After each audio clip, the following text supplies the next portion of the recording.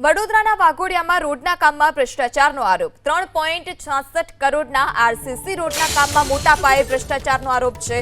ભ્રષ્ટાચારના આરોપ બાદ ધારાસભ્ય પણ એક્શનમાં આવ્યા। ધર્મેન્દ્રસિંહ વાઘેલાએ રોડની મુલાકાત લેતા જ ભ્રષ્ટાચારની પોલ ખુલી। રોડની ચાલુ કામગીરી દરમિયાન જ તિરાડો પડી હોવાના દ્રશ્યો સામે આવ્યા છે। લોકાર્પણ પહેલા જ રસ્તા પર તિરાડો પડતા તેની ગુણવત્તાને લઈ પણ સવાલ ઉઠ્યા। 200 મીટરના રોડમાં પડી 1 ડઝન જેટલી તિરાડ। ધારાસભ્યની ટકોર બાદ પણ કોન્ટ્રાક્ટરો સુધરવા માટે તૈયાર નથી।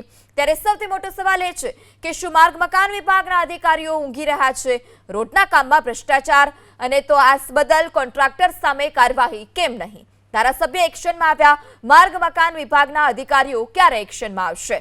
શું કોન્ટ્રાક્ટરો અને અધિકારીઓની મિલીભગત છે કે નહીં તેને લઈ પણ સવાલ ઉઠી રહ્યો છે।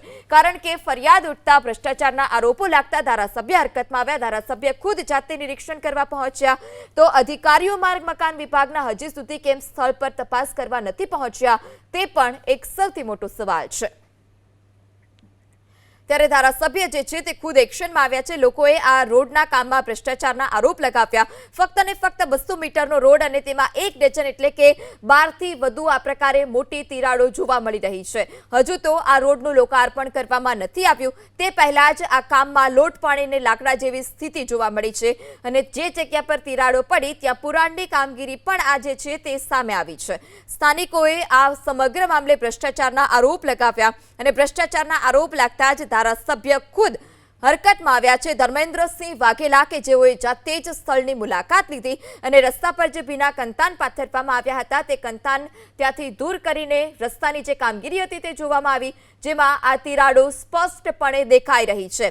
ત્યારે માર્ગ મકાન વિભાગ અને કોન્ટ્રાક્ટરની સ્પષ્ટપણે બેદરકારી છતી થઈ છે।